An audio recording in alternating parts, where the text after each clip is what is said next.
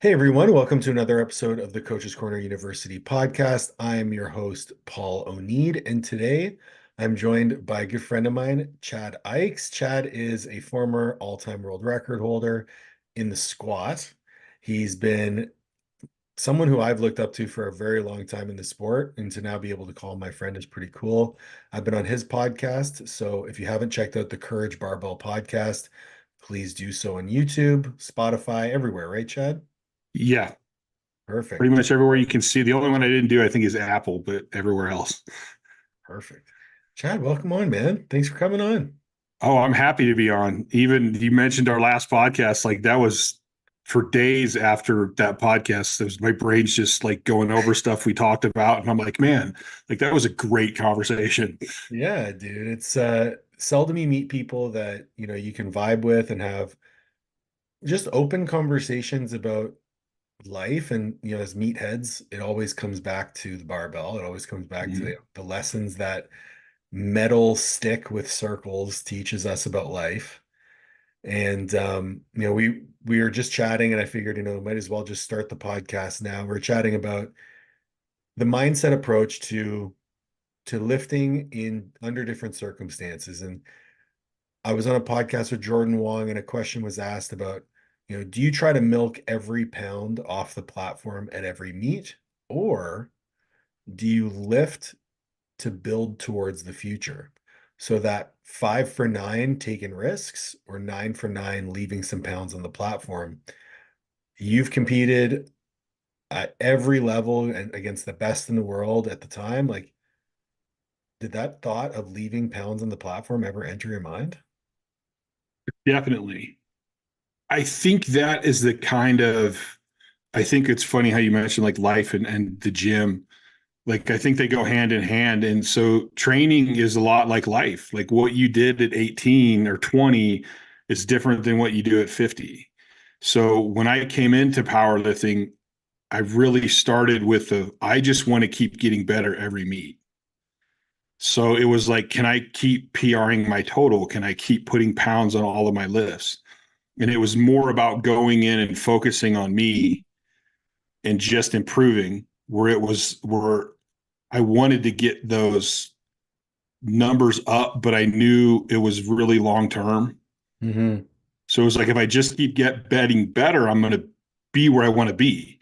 But then you come to the point where it's like, hey, you're like knocking on world records and you're knocking on all time numbers and you're knocking on winning like world competitions. And that's where you're like, then you start thinking about getting every single pound out of like, what can I do? But that also brings the difference of do you want to win the competition or do you want to put up a crazy number? That was exactly where my follow-up question was going to go, because it seems like that process orientation that serves you at the beginning, where you're just like, I'm just going to keep chipping away at my total. I'm going to keep getting better. And there comes to that point where it's almost like that switch flips where you're going from trying to improve to trying to win. Mm-hmm. But in my mind, the challenge is knowing that if you continue to improve, you will win by proxy. Yes. So then we're going to bring up another idea to this concept. Yeah. Say you're starting to get older. Say you're getting in your late 30s and you're getting in your 40s, and it starts digging in your head that I only got so many meets left. Mhm. Like I'm going to hit a point where it's going to go from getting better to hanging on to what I have for as long as possible. That's a conversation that goes on in my head all the time, because I'm going to be competing again. Mm-hmm. And there's the question of, Matt Vincent was the one who posed it in this way. And so I want to give credit there. He's got some pretty out there ideas, but in general, this was a good thought. He said, I got into training to figure out how strong I could get. At Mm-hmm. some point, I have to admit that I did that. Yes. So I'm at that point now where I'm like, maybe I did get as strong as I could get. Maybe that 805 squat, that 730 deadlift, that 200 kilo bench press, maybe that's as strong as I could get. If so, what then? Well, okay, so let's go back. Yeah. What makes you question, is that the strongest that you can get? Because I've done everything I've could since 2016 and I haven't been able to do better. So it's for you, it's not age, because you're not that old. No. It's more that you feel like you've done every optimal thing you could do with your training. I've tried as many things as I could think of. I've had other coaches jump in. I've dialed in nutrition. My body composition is better than it's ever been at this weight. I've even put on weight to try and, get that total up uh, within the available resources that I'm willing to take advantage of. Come And on, you don't want to be a 300 pounder? I guarantee those numbers will go off. I do not. I do not. I have enough trouble getting out of my bed in the morning. Um, And I mean, I've also had a lot of injuries. And, Mhm. with that conversation comes, am I willing to make the same sacrifices? Am I willing to feel the same way I did the other 23 hours of the day or 22 hours of the day that I did when I was at my strongest? I remember when I, put up my biggest total, I could barely walk around the block without a back pump. I'm like, I'm not willing to Okay, do that now. so this is a great topic. Yeah, for sure. If you couldn't walk around the block, what makes you think you were at your best to be the strongest? Numbers on the platform don't lie. My thinking is that's not true at all. I would agree, but I haven't been able to replicate those numbers. And something that I deal with a lot, especially when I'm doing consultations with other lifters and stuff like that, because I've had more than a few really high level lifters contact me because they can't make gains. Mm-hmm. One of the biggest, absolute most common things I run into is having them train less. Mm. And almost every one of them hates it and doesn't want to do it. But when they finally do it and embrace it, they get stronger. And they feel better when they're getting stronger. Okay. Totally agree. Here's the caveat to that conversation. If you would have told me that in 2016, I probably would listen to you. Mm-hmm. Doing that now, training for me is a lot more than just getting stronger. So the priority for me over the last little bit has not been getting stronger. It's Mm-hmm. been improving body composition, putting on muscle. I competed in a bodybuilding show. So the priority wasn't on getting stronger. And to be completely fair, the last two meets that I did, I trained less than I ever had. And the only reason I had to train less than I ever had was because physically I was so fucked up that I couldn't train. So I imagine, what if I took that same minimalist approach, but I was healthy? Yes. And I think that's, to me, that's where my mind is going to go once it comes time to display the strength that I think that I've built. Mm-hmm. Um, so we'll see. I've set a timeline for like November, December to try and to compete again, and I will do it and see where the chips lie. There is a very, very deep ingrained meathead mentality that in order to get strong, you have to feel like shit. And I completely, and my story's a little different because I have such bad sleep problems and everything Mhm. that I'm completely way on one end of it. So like even how the little bit of training I would do, I would still have most people do more than what I did Right. because my recovery was just so horrible. So even when I was on at my best, I probably still overtrained looking back at it. Like I probably should have backed off of some of my heavy stuff and added in more lighter stuff to stay healthy. Put that into perspective though. What does training less look like? Like how much were you actually training when you were your strongest? This is interesting too, because I was talking to somebody about volume the other day, and I'm like, when you talk about volume training, you really have to specify with people what they're talking about. Oh, you have to Because define I've volume seen for sure. people that go, well, I count my warm-ups. And I've seen people that don't count their warm-ups. And I've seen people talk about volume in terms of reps and sets, but not weight. And then I've seen people add the weight. Yeah, And load so like, volume versus set volume. Yeah. yeah, when you talk volume, like you really got to be specific about it. But it was interesting to see that. And I go, well, then technically, all the times you bagged on my lifting because I don't lift enough, my volume was still pretty high in terms of just reps and sets. Hmm. So in my at my best, I was training basically I was still doing conjugate. I would do a dynamic week and a max effort week. So in that week, I would have two main sessions, which I consider main sessions would be my dynamic squat deadlift session and my dynamic bench session. Hmm. And then I would add in smaller recovery training sessions and GPP sessions. So total sessions per week, four to Four to five. five. 4 to 5. And those supplemental three sessions were like 45 minutes an hour.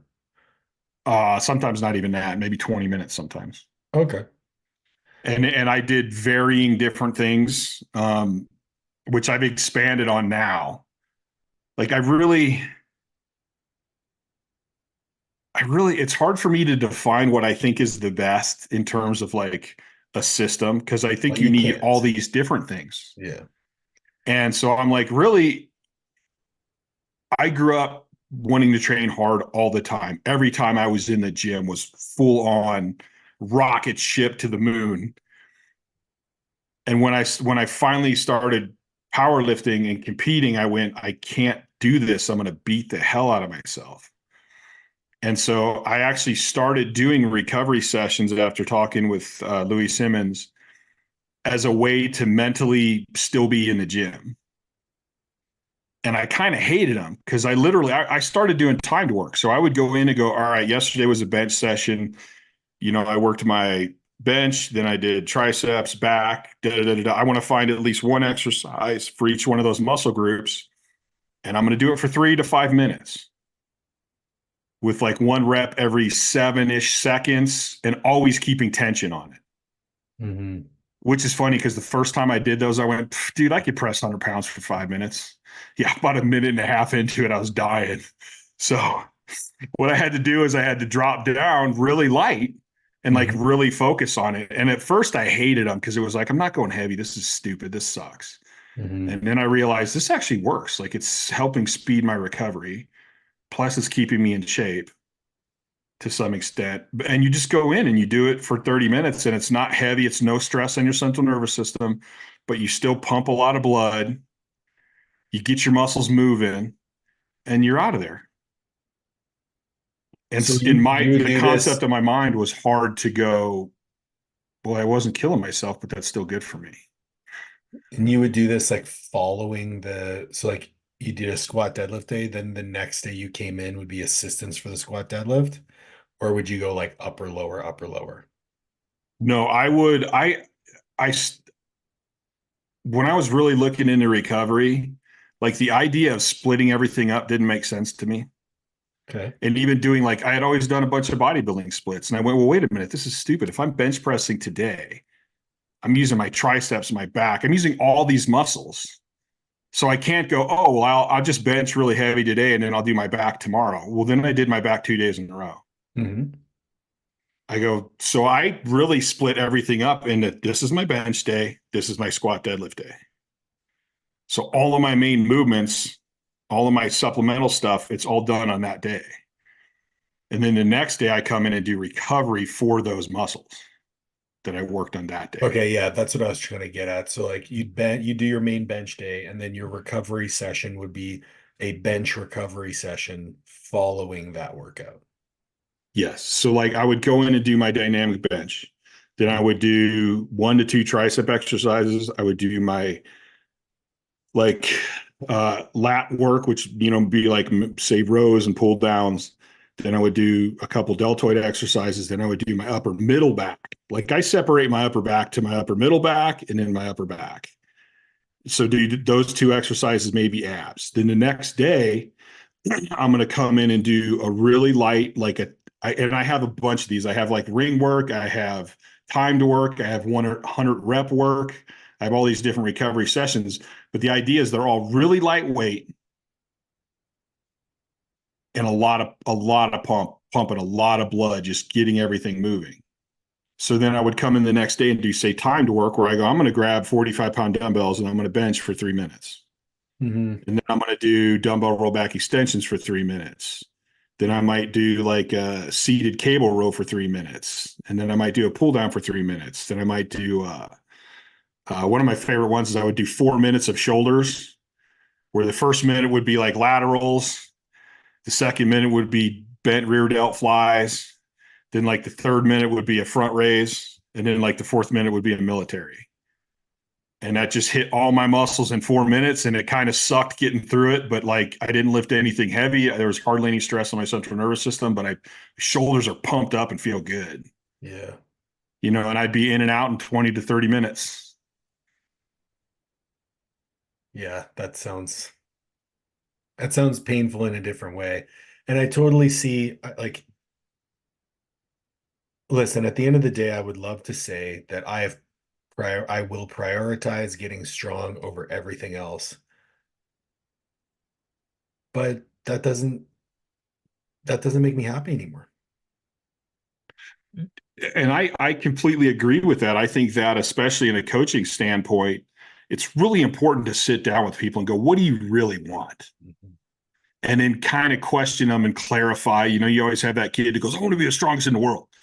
And I'm like, okay, well, do you understand what sacrifice you're saying you want to do? Yes. And what this is going to take? And if I sit down with somebody and that's not what they want, like sometimes people have expectations of what I think that are not correct. Like, I don't care if I did what I wanted to do. I wanted to push it and see how far I could take it. I don't think that's for everyone. And even right now in my training, I'm 52 years old. So I pick all these stupid, weird goals and go for them. Because like my health is my number one right now. If there's any point in my training, no matter what my goal is, that I start feeling depression, everything backs off. Yeah. And I think that conversation, I'll do anything to get to X, Y, and Z goal. And then you tell them exactly what it's going to take because you've done it. Right. It's like, I want to be the strongest in the world. You're like, okay, well, I've been the strongest in the world and this is what it takes. And they go, oh, well, I don't want to do that. Yeah. Then you don't want to be the strongest in the world. And of course, there are outliers that, can jerk off in a corner and become the strongest people in the world. Like those people exist and they're not you. Okay. Otherwise we wouldn't be having a conversation. But to know that like for every output, there has to be the appropriate inputs. And to say to somebody, hey, in order to do this, everything it takes means doing less or doing nothing, backing off, resting. Are you willing to do that? I had this conversation with Brian a long time ago, Brian Carroll. He's like, the hardest thing about rehabbing somebody is showing them that they need to stop. Mm-hmm.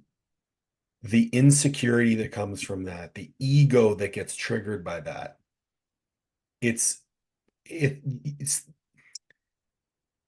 knowing that doing nothing will help is probably harder to hear than you're not doing enough. Is without question harder to hear than you're not doing without a doubt. Without a doubt. So I'll say this too. When I first started powerlifting, I did basically a west side conjugate split. Okay. Where I'm doing two dynamic, two max effort in a week. Mm-hmm. It didn't work for me. It didn't work for my team. Like every fourth week we hit a wall. So I did a lot of research. I'm actually working on an article right now for Elite, how to pick the program you want. Okay. And when I decided to go conjugate, I did research on all the programs, and I sat down and I went, well, wait a minute. Like, okay, I have a basic concept of all these different programs. Most of them I had done. I go, what do I like? What do I think works? What would I be happy training? Mm-hmm. And I liked conjugate, but there was a lot I didn't understand. So I went, okay, who can I find to explain this to me better? And eventually I looked up to Dave and I go, Dave has been with these people. He's put up these records. He's helped these lifters. Okay. So when all that was done and conjugate wasn't working for me, I went, okay, so this is not, I did the research. It makes sense to me. If Mm-hmm. it's not working, maybe I'm not executing it properly. And that's when I started talking to people, and Dave was one of the guys that went, well, why aren't you doing, what you think you need to do? And what I thought I needed to do was get more recovery, but that's such a hard concept. And so basically over the next 15 years, I gradually kept spreading it out, giving myself more recovery days. Yeah, because essentially what you outlined there is still West Side Conjugate. It's just Yeah. you just elongated that pendulum wave from Mm-hmm. 72 hours to a full week. Yeah. We changed a couple other little things in there, but it's basically the same outline. Mm-hmm. And I kept working with that outline because the first time I really looked at it and saw it as just an outline of a program, I went, this makes sense to me. But so still, every time I'm spreading it out, like I Mm-hmm. didn't go directly to a 2 week split. I went from 8 to 2 weeks over years. Mm-hmm. Every time it was hard for me to do it. Oh, I no. would I would Yeah. take months of thinking like, God damn, do I really add another day off in here? Do I really? Every single time I did it, every single person on my team got better. Yeah. And we're talking people that slept great. We're talking tall, skinny guys. We're talking short, fat guys. Like every single person, every time I gave them more rest, they got stronger. Yeah. One thing Yet it was still in my head, so worried about going too far with it. yeah, And it's amazing the concepts that get stuck in our head. Like we know it takes forever to gain strength, but we think we'll lose it in a day. Like if I miss one session, I got weaker. Like no, you didn't. it's so funny because I think what I'm dealing with right now, I'm realizing like, okay, I'm 36. When I was, when was top 10 all time, I was 29, 30. Mm-hmm. Like, okay, that's 6 years. I'm a different person, different lifter, different body, different mileage. I can only deadlift heavy every third week now. Yeah. And I'm like, okay, But why is that though? Is I'm that also because you're stronger. older, or is it because you're more efficient now? You Yeah, for pull sure. better, and now you're kind of understanding that you need more recovery. Like I'm amazed how people jump to certain conclusions about stuff. Even Yeah. people, well, I'm too old for that, or I'm old. Well, it's not that you're old; it's that you haven't done it in so long. I haven't done it in so long, but I think what you hit on is exactly the case. Like if we want to bring science into it, the more efficient you are at a movement, the greater the stimulus of that specific Mm-hmm. movement. And if you're using more load when you do go heavy, it stands to reason that it's going to take longer for you to recover from that. Yes. So what I'm playing with right now, and I'm doing it with a few of my other lifters as well, even the young guys. Like I have a young guy, he's 19 years old. I think he just turned 20, he squats over 700 in sleeves.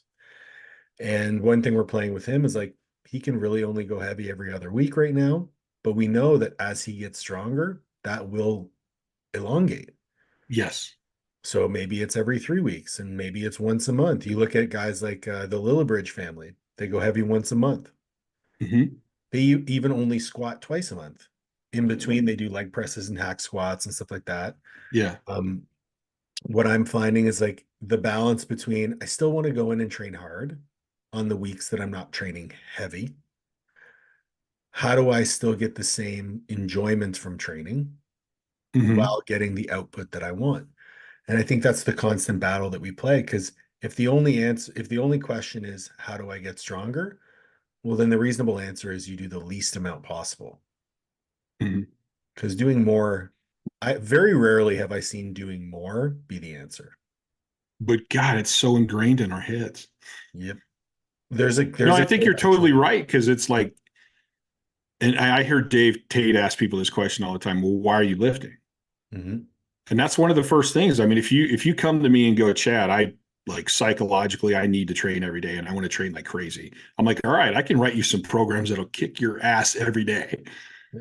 But don't get mad at me then when you don't get stronger or leaner or see the goals that you want. Like, what define your goal? What do you want to do? Do you want to come in and that's how you deal with your health? Or I think kind of where you're at and a little bit where me and you are, I think we're kind of, me and you are kind of closer, Mhm. still on different ends of the spectrum. Like you're still thinking, hey, I could go do a meet and put these good numbers up. And I totally agree with that. Mhm. But you're also like, my health is important and I don't want to put on this size. It's worth, I want to do it, but it's only worth this. And then I'm on that same spectrum, only a little further to one side because my health is even more important right now. But I think that we don't know. If there's one thing I'm confident in, I don't know everything about strength training. and and the more I get into it, and the more I learn, the more I go, interesting. Where it's like, what could you be happy and healthy and be at your strongest? There's a part of my brain that goes, yes, that's totally possible. There's a part of my brain that goes, yes, that's totally possible. But in the same breath, I don't know if it really is.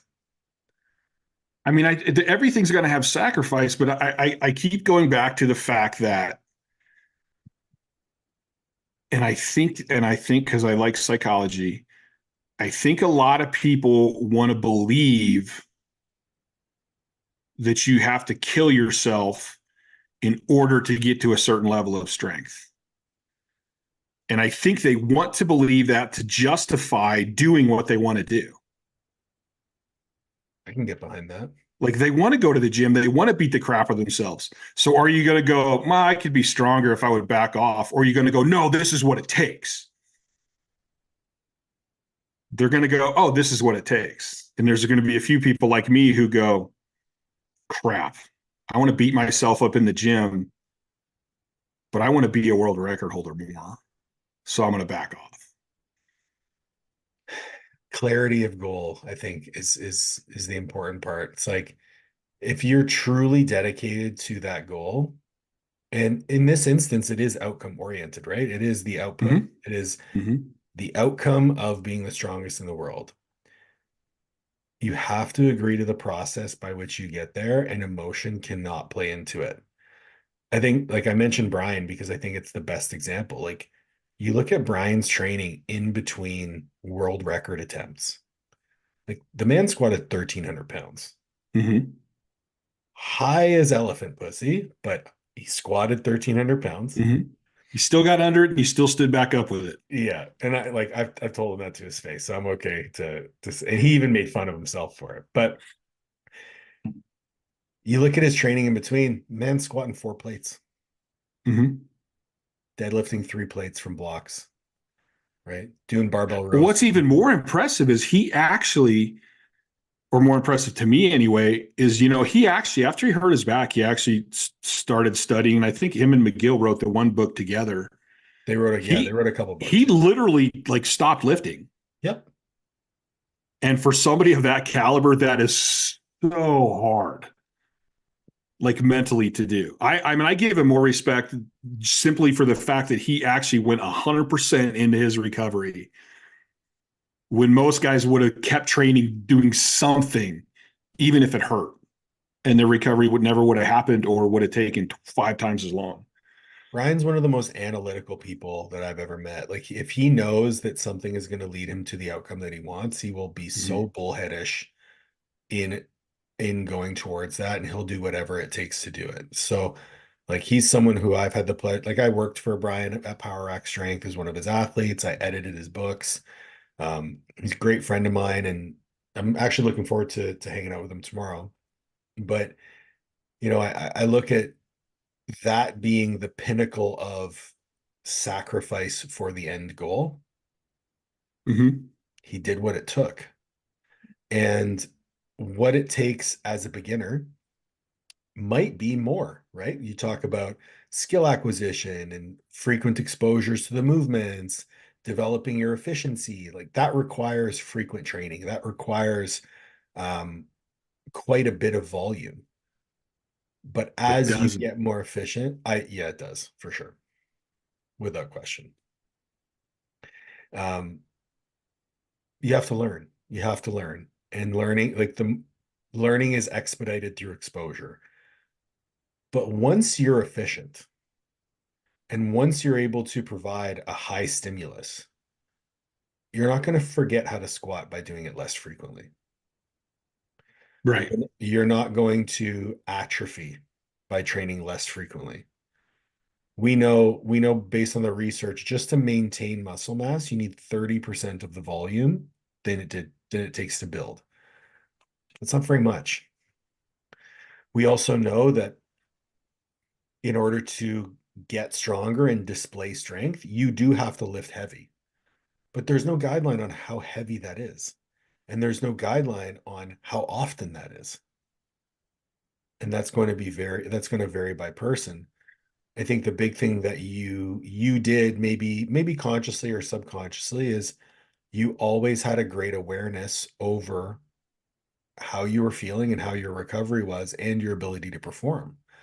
So if you weren't getting the return on investment, your default wasn't do more. It was actually do less. That Cool. was a hard lesson to learn though. What was the what was the straw that broke the camel's back for you? Like what was the impetus where you were like, I'm just going to keep doing less until things move? I think really the main one was a conversation I had with Tate, where I'm going, man, I like we keep running into this wall. And he's like, well, what do you think you should do? And I go, man, there's this big part of my brain that's telling me we're doing too much and we're not recovering. I go, but then there's this hard-headed part of my emotional side of my brain that goes, no, more is better, more is better, more is better. Mm-hmm. And he's like, well, have you tried more? And I go, oh yeah, tons of times. He's like, did it work? And I went, no. He's like, have you tried less? And I go, no. And that was it. That was like, Funny how okay, simple that well, is. you just gave me the most logical like reason. Like, why am I not trying it? I've tried the other end and it didn't work. So why wouldn't I try the? But this is a conversation I have with a lot of lifters. And even to the point where I've talked to a lot of lifters and went, hey, if you could get stronger training less, would you do it? And I've had plenty of people go, no, no way. I feel like mentally that's where I'm at too, in a lot of ways. I really enjoy training. I really enjoy being in the gym. It's an anchor to so many of the things that I do on a daily basis. But I also know I'm a very analytical person. So like Mhm.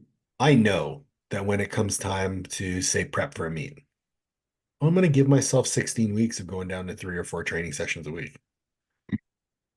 But until then, I'm going to just keep having fun and enjoying because I'm making Would you progress. go to 2 or 3? If I needed to, but I find it hard to believe that I would only need 2 training sessions, but maybe that's the case. It is hard to believe. It was harder for me to believe. Yeah, but Chad, I get sleep at night. Yeah, no, Sometimes. I'm not saying I should have been training like once a week in my prime. And even, but I had a team. So what I would do is even only training 2 heavy sessions a week, I still took deloads. Really? Yeah, because I was still beat to shit. I don't know what I would. So it was like, Well, I I mean, know exactly what I would do with my time. I would work I more. look at what I do and I go, okay, I always know that I'm on the extreme. So like I've never had any client that I set up exactly like I do. Because Right. I'm like, it's very few people as fucked up as I am. And the ones that are as fucked up as I am don't do shit. So that's always in my head is like, I don't want to take people, have them do what I did. Because most people do sleep. And I still want you to train. Like I've changed how I look at it. Instead of going more is better, I go, what's the minimum amount of time I need in the gym to do what I need to stimulate the growth that I need? What's the minimum amount?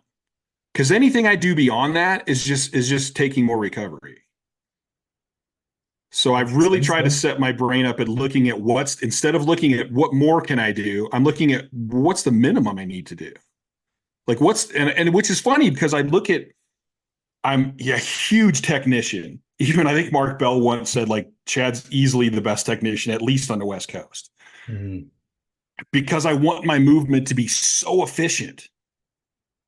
I want to use the optimum muscles. I want the shortest movement. I want everything as efficient as possible. Why then wouldn't I go into the gym and make my training as efficient as possible? That was one thing that I've always been cognizant of is training efficiency and like eliminating redundancies in my movement patterns. Mm-hmm. It's like if there's movements where I can get a bigger bang for my buck, I'm gonna do those movements. Mm-hmm. Things like, who look like, oh, I'm gonna train this muscle and then this muscle and then this muscle. It's like, or I could just train all of them with this one movement. Right. That's why I love exercises like Which is better for recovery. right, which is like that's why I love exercises like Bulgarian split squats. It's like you're training your legs to a massive degree. You're also getting a huge stability component through the hips and core. Mm-hmm.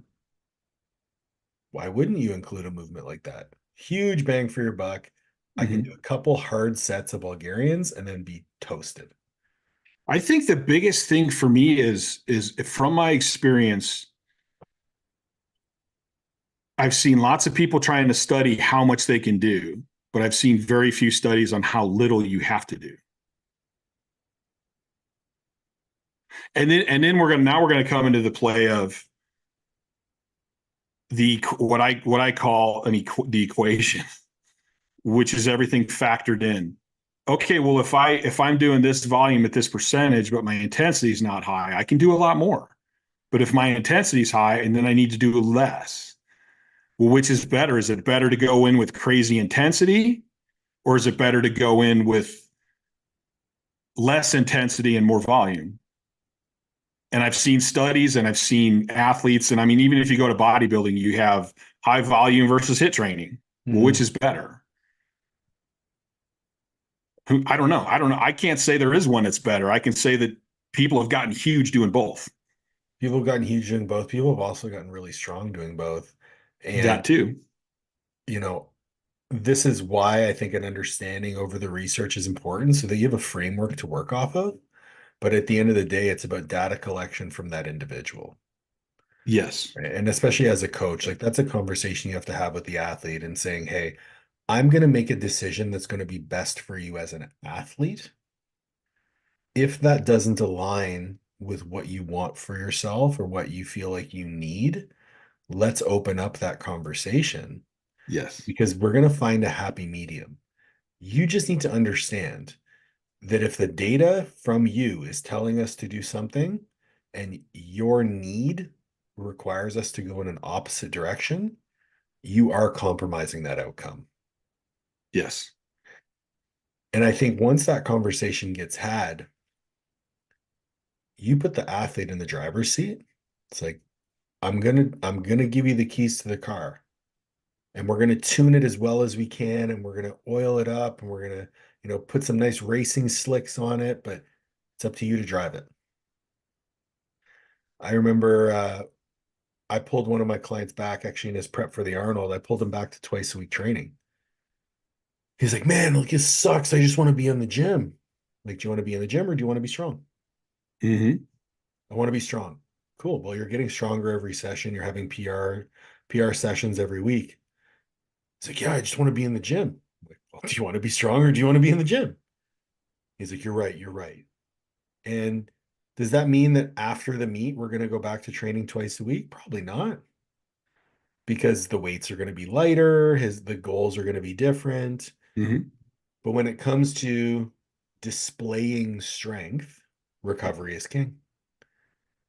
Yes. I'm sure you're familiar with Mike Israetel. Yeah. So Mike has his concepts of maximum recoverable volume. Then he also has minimum effective volume.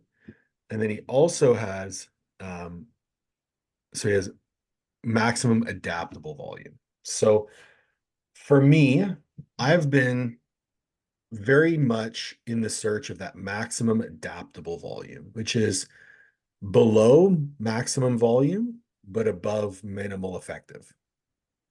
Because I want to make gains as fast as possible, but I don't want to push red line. So that maximum effective volume is essentially your red line. You can get up to it, but when you get there, it's like, well, training is just one element of the equation, right? There's Mhm. sleep, nutrition, lifestyle stress, workload, daily movement, all this kind of stuff. And those inputs will change what your volume tolerance is on a week-to-week basis or on a Yes. day-to-day basis. Mhm. So if you're riding that red line and then there's any fluctuation in your life, you're going to crash. But if you're Yes. hanging out below that red line and you have this reserve amount of preparedness that you're not using because you're allowing it to accommodate for your life, to me, that's that happy zone where you don't need to deload all the time. You can Mhm. train and it can accumulate fatigue and you can drop it off and life will take care of the deloads for you. Mhm. I haven't deloaded in months, but I'm going to the Arnold this weekend. Well, guess what? I'm not going to train as hard as I can when I'm away. Yeah. So that's going to take care of a 4-day trip where I'm going to Mhm. train less and I'll recover a little bit more while I'm away. And then I can come back and keep training. That to me is the holy grail. But there's also an argument like we've been making for that minimum effective volume. It's like maybe we don't want to make gains as fast because the faster we make gains, there's still higher risk. There's higher risk of overtraining. There's higher risk of potential injury. At what point, and this is the because you've been there, you've been at the highest level. At what point do you have to risk it to get the biscuit, or do you? I think there is a point, and I think this becomes as you're getting older. Like I would not, if somebody who's 29, I'm not going to have them risk very much because I'm like, you got time. Hmm. If Interesting. you're 30, if you're 39 and you really want that record or that championship, we don't have much time. Like you gotta throw down. Hmm. So I think the for me one of the biggest factors is where is this person in their career? And like people have said I was dumb to squat at the Arnold with a torn hamstring, and I go, but I was like 37. I didn't know how many Arnolds I was going to have. Right. So to me, it wasn't even a question. It's like, yeah, I could tear my hamstring off today. Fuck it. This is what I trained for. This is what I want to do. So that's where I'm going to go. I feel like most people's answers would have been the inverse. Yeah, most people would have said, you're crazy. Don't do it. No, I mean, so Oh, you were saying play it safe when you're young, risk it when you're older. I think that's the more logical answer, but I think most people would be tempted to say when you're young, push the envelope because you're more resilient and your body can handle it. Whereas when you're older, be more conservative and play it safe. yes, I agree. Most people probably would think that way, but I still think it's wrong. And Like I'm even the not, resilience, like how resilient are you? I know a bunch of 20-year-olds that beat the crap out of themselves. And like they're just waiting for an injury because they're already overtrained. So if they push it even a little bit, they're going to tear shit up. well, and they do. I'm just like, I'm thinking about there's one lifter that comes to mind. He's a lifter from back home, incredibly strong young man, very technical lifter. His name's Adam Jansen. He competes at 83 kilos, so like 170 something. Mm-hmm. That doesn't make sense. Yeah, 178 or 170, whatever the IPF weight class is. Kid benches over 450 pounds, Wow. natural, but he benches 6 days a week. Jesus. See that's the thing too, though. Everyone's different. There are people that can handle that kind of volume. And my And question to you my first was, question would be like, wait, he benches 6 days a week. How heavy does he bench 6 days a week? Oh, he's mid threes or higher, 6 days a week. That's a pretty high level. Right. And I've had this conversation with him. I'm like, do you need to bench 6 times a week? He's like, absolutely not. But I can, and it's working. So I'm gonna do it. Is it? But see that this is my thinking, and this is how I ended up becoming as successful as I have. I never went, oh, this is it. This is the way I got to do it. I always went, well, what if? I mean, he says it's working. How does he know it's working? Has he tried backing off? I think he's been steadily adding, and his total has been continuously going up. That still doesn't mean that if he didn't, maybe if he only benched 3 days a week, he'd be benching six. It's one of those things that you'll never know. And that's where you got. I was always willing to spend the time to think about it, and if it made sense, I'm like, well, I got to try it. Like, I got to know. I think that's the situation. And like I'm giving him credit here because he is a Because very I go, so he level-headed young backs man. off for 3 months and trains less. He's not going to lose anything. No, no, no. But what I'm saying is like I'm giving him credit here because he is a very level-headed young man and that he's been steadily adding a little bit more and his totals have been continuously coming up. So Mm-hmm. I feel it like I know for him when he's saying like it's working, it's like, yeah, and when it doesn't, he knows exactly the direction he has to go. That's true too. That's a very good point. Yeah.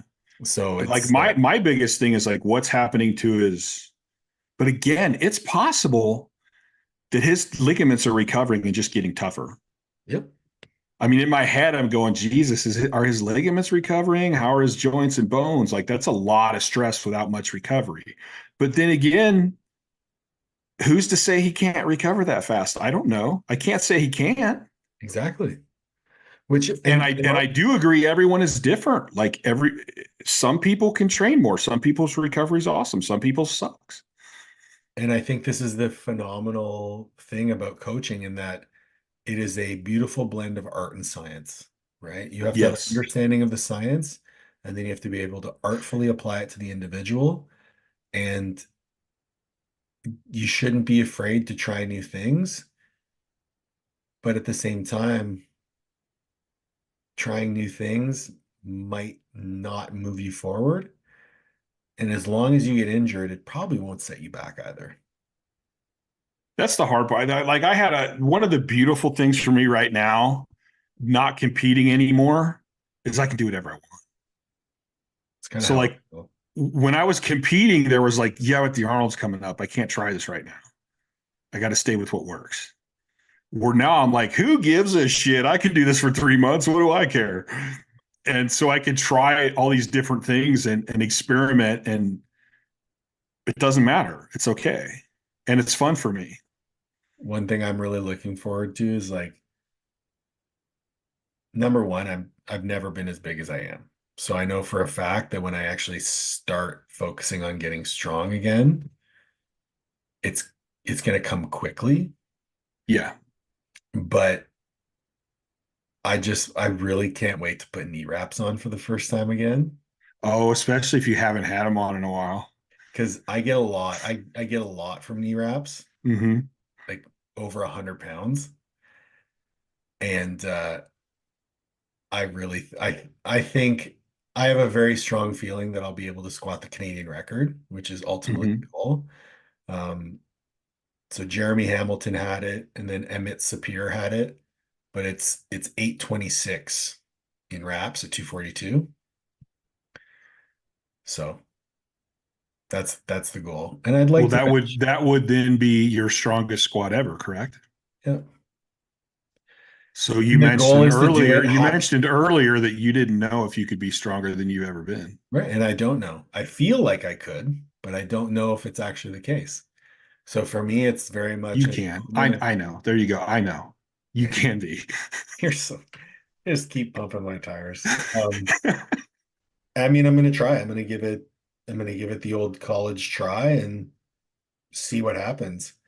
But to me, like, and again, getting back to philosophical, like pushing that boundary and finding out if I still have say I make an attempt and I'm like, I'm going to do everything right, and I'm going to try everything that I can to make sure I'm maximizing recovery, training the amount that I need to, not the amount that I want to, and I'm not able to do it. Do you think that's going to stop me from training? Fuck no. Fuck no. Yeah. I'm just going to pick something else to train for. Yeah. Maybe I'll try another bodybuilding show. Maybe I will decide, hey, maybe I don't want to be 250 pounds anymore. Maybe I'll just try to, downsize, get really athletic. Hmm. Maybe. But I know for a fact I'm going to do what I think is fun. Do you think that comes from like already reaching a high level? No, because I'd be training no matter what. No, I mean the fact that you're like, whatever, I'll just do something else.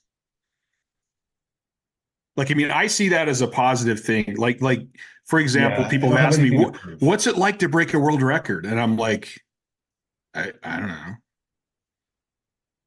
I bet it I go, probably a lot of feels the people think same as that the setting a sky's pull-up. open and shit falls down and you break the world record and you go, well, I can do more. So Yeah. what? Like, it doesn't change anything. I think like giving all you have to something, win, lose, or draw, really opens up your mind and expands your mind to go. And I never expected anything to happen personally. I went for it. I loved the journey. I wanted to go for it. I wanted to do it. I didn't expect anything to change, but still doing it and then going, huh, didn't change a damn thing. But it kind of opens your mind up to this whole concept of like, I do what I want to do. I do what I like to do. I'm doing what makes me happy. And I'm always going to do that. And it's about the journey. It's not even about the finish line. When I was my strongest and I put up the biggest total, I was doing it to prove to the world that I was someone. Mm-hmm. And I realized no one cared Mm-hmm. because it was never about what I could accomplish. It was about who I was. And what I've come to realize over the last 6 years is I don't have anything to prove to anyone anymore. And in this pursuit of trying to be my best, beat my best total, I'm doing it for me. Mm-hmm. It has nothing to do with anyone else. So if I do get to a point where it's like, okay, I can't push it anymore, well, that's okay because I don't have anything to prove to anyone. And all I did was I accomplished the goal that I had when I started this weight training journey was I got as strong as I could. Mm-hmm. Cool. Check the Yeah, box, I move think on. that's a cool mental thing to realize and come to. And I think to some extent, I'm always surprised how many people tell me like I met so and so and they're so cool. Like they Yeah. think they're going to be assholes or something. And I'm like, I think all the top guys are cool because they've actually been there and they've experienced it. And like they just like your ego just kind of like fades away. And you're just like, dude, none of this stuff, it's fun. I do it because it's fun. It doesn't really matter. Yeah. Like It's me like being a good person is more important than what I lived. I think early on, I was probably not a pleasure to be around, but that had nothing to do with me as a powerlifter, Mm-hmm. you know, and it had everything to do with like how insecure I was and like all those other things about me as a growing human being. Mm-hmm. Um, but that journey wouldn't have been possible without powerlifting. Right. And in fact, like one of the biggest points of inflection in my personal growth journey was when powerlifting was taken away from me when I was hurt. Like I tore both my quads at one point. I've had a bunch of injuries, like had knee surgery and like tore my hamstring. It's like, yeah, all this shit happens. And for periods of time, I couldn't identify as a powerlifter. And I was like, who am I if I'm not a powerlifter? Well, I'm Paul. You're still Paul. But I'm a different Paul every day I wake up in the morning. I'm a different version of myself. And I hopefully that's becoming a better and better version of myself. But I think a lot of people make that mistake of attaching their identity to what they do versus who they are. Yes. And I did it for sure. If you said, "Who are you?" I'd be like, "Oh, I'm a powerlifter." Powerlifter isn't even in my top 5 things that I am. Yeah. See, I never went through that with powerlifting, but I also didn't get into powerlifting until I was 27, Hmm. more around 29 when I started competing seriously. Really? So yeah, I went Okay. in knowing that I'm not going to let this become who I am. Like this, I'm Chad. Chad likes to powerlift.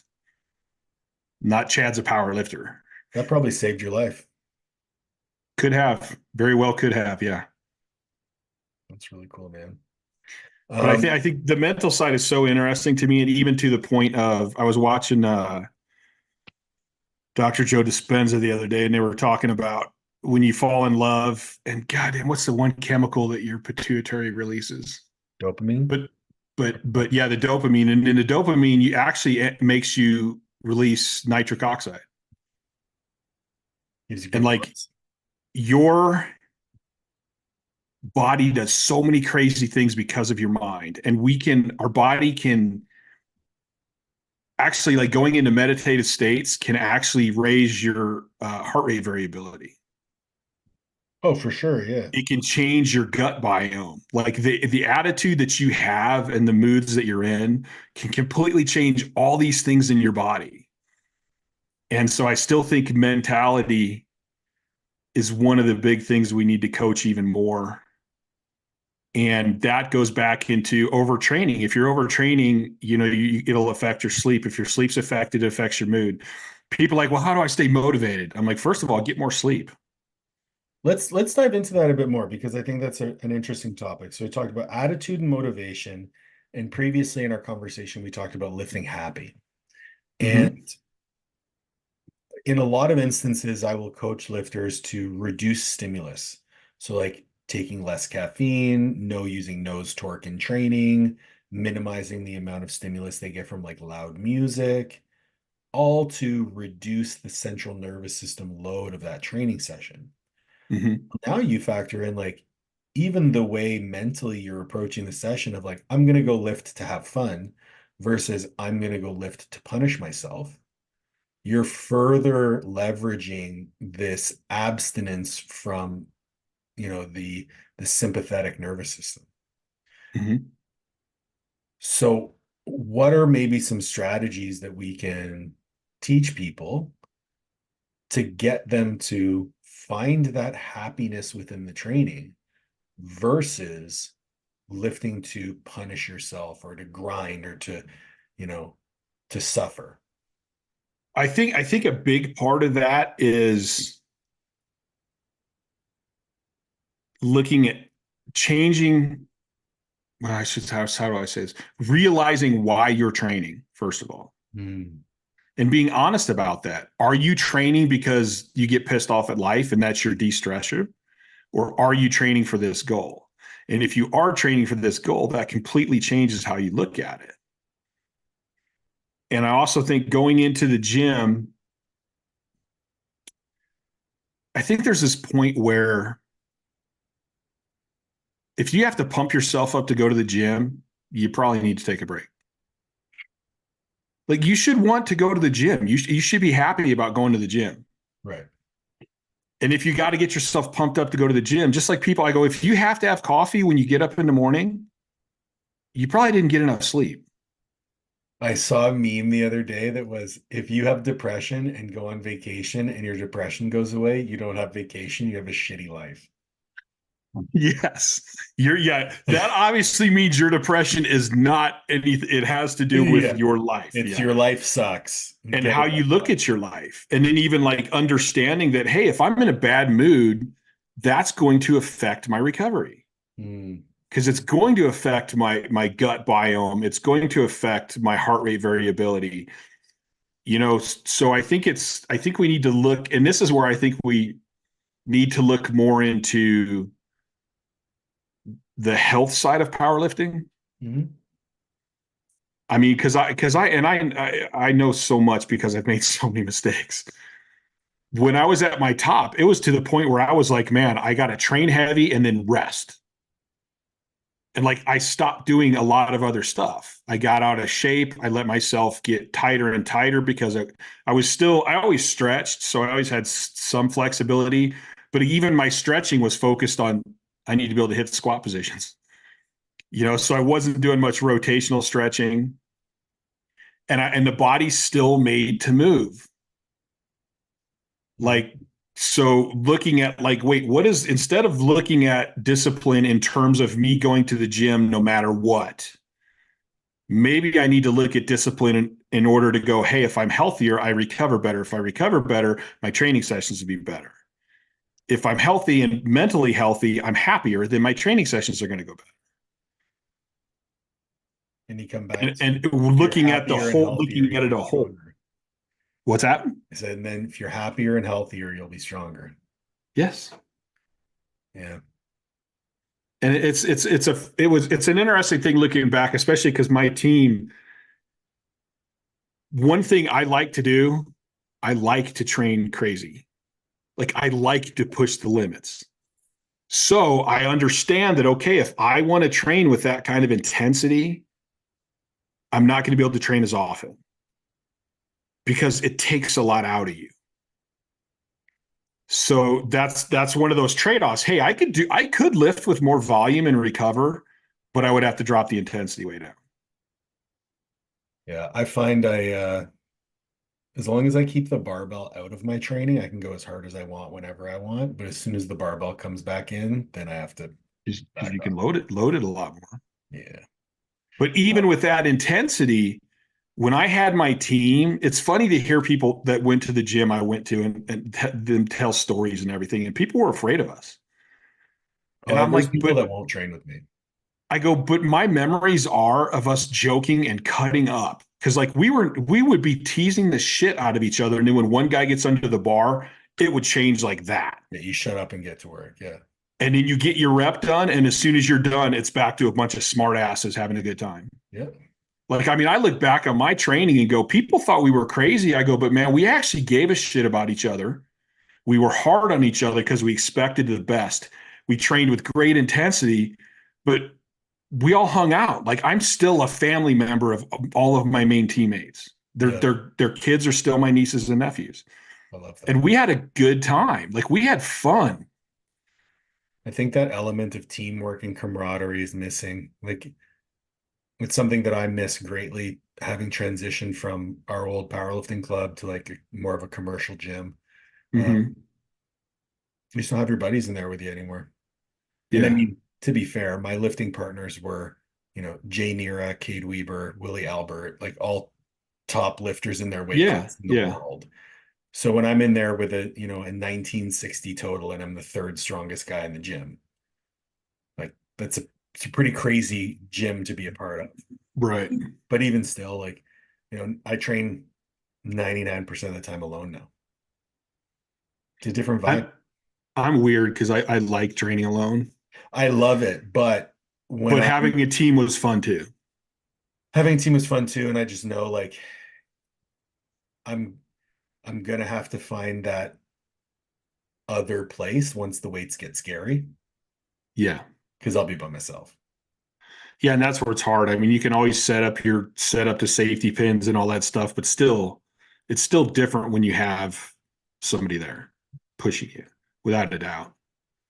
I remember once during COVID, I was by myself in the basement squatting on an ER rack. And I squatted 750 for a double by myself on an ER rack. And I re-racked it. And I was like, that was the dumbest thing you've ever done in your whole life. See, I started training in my basement when I was a kid, and I've squished myself with so many different things. I mean, you get stuck with a 300-pound bench and you got to roll it over your abs so you can get it Oh, on your hips and sit up. I've been there. You just don't call her the Squished bar. myself with squats. Like when I was a kid, I just didn't care. I'm like, screw it, I'm going for it no matter what. I don't care. Dude, it's been an absolute pleasure chatting with you again. Um, I like to finish the podcast with some stupid questions. So are you down? Yeah. Okay. Let me tell you one quick story though. So I had this 15-year-old kid. Okay. Been training him for, I don't know, 6 months, a year maybe.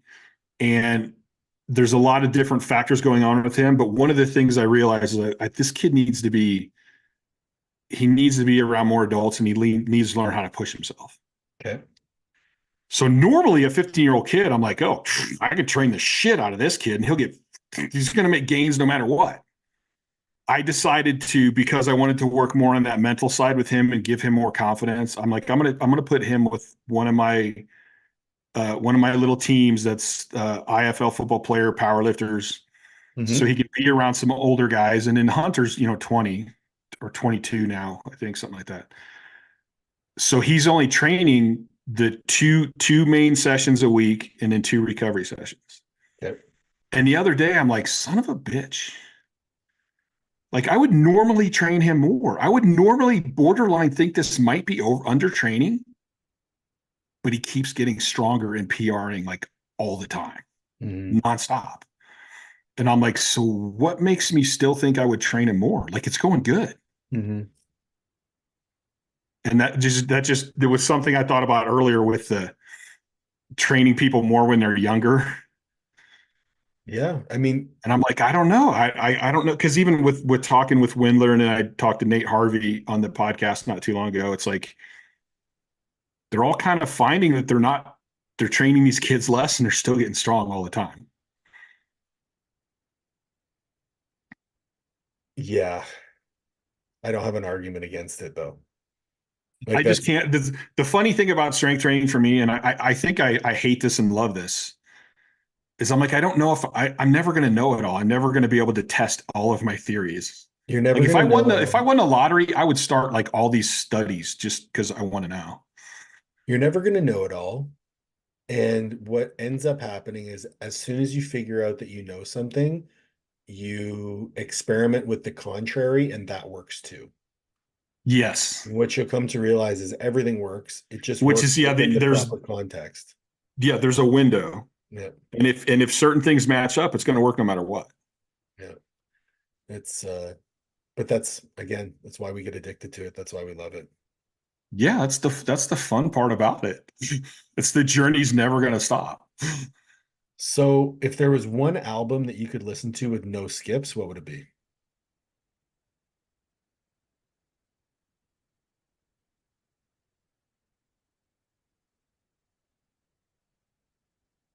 God damn.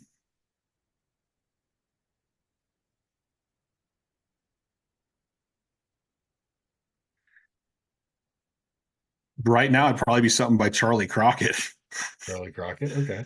Like, I think it switches for me because I go through different waves, and like the Wood Brothers, the album with Neon Tombstone, I've really liked that album. I don't know who any of those people are.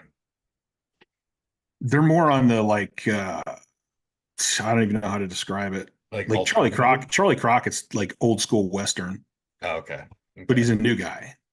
Um, And I listened because I mean, there's some punk albums in there that I'd have to think about too. that's what I thought you were gonna go with. Yeah. Who was the most intimidating lifter you've ever competed against? Me? Ooh, good answer. Good I answer. don't think I've ever been intimidated by anybody. It I'm just gonna, doesn't, I just don't feel that way. all right, tough guy. What is the most number of eggs that you've consistently eaten on a day-to-day basis?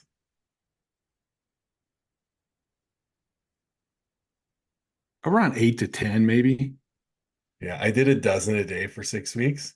Like even right now, I eat 5 every morning. That's good. Real bad. Last question. Who is one person that you would like to see on this podcast? But the caveat being is you have to help me get them on. Well, I've never got to talk to Mike Israetel, and he Really? fascinates me because we completely are on opposite ends of some of the stuff that he says. And then other stuff that he says, I'm like, well, wait a minute, that makes sense. And I haven't figured out if he says some stuff sometimes just to get people's attention, Oh, he for sure does. He for sure plays the game. So it's interesting. People like that I find fascinating because I think he's a super smart guy. Oh, he's Like no matter what incredibly he smart. says, he has information to back it up. Yeah, oh, yeah. He's a scientist with integrity, and he's never going to say anything that he can't validate. Mm-hmm. The one thing I do appreciate about Mike is that he is always open to new points of view and new evidence. Yeah. So he never makes black and white statements. Mm-hmm. So we have the best available evidence points to this being probably the best. Like you Right. listen to the words that he uses, he chooses his language very carefully, which I respect to a very high degree. And I mean, from a business standpoint, the guy's a genius. What they've done with RP, like, Oh, it's incredible. Absolutely incredible. I wish I had even half that. Could figure that out even to half that extent. yeah, me too. Dude, it's been an absolute pleasure. Thank you so much. I will have links to where everyone can find you in the show notes. Okay. If there's anything that you want to shout out, Just my Instagram. If you go to my Instagram, you pretty much everything links from there. I just started putting the podcast, like the podcast we did. I just started posting it on my YouTube channel awesome. because I guess people like to see that too. I was just I'm doing so audio handsome. for a long time. Yeah, You just are handsome. stuff. I cover my face up so that way people don't know. I just I look, especially now because I'm not as lean as I usually am. I did get this little bit of a double chin, so I got to keep some stubble. Dude, thank you so much for joining. Everyone, thank you so much for listening. Please make sure to like, share, subscribe, and ring the bell for notifications. And I'll catch you on the next one.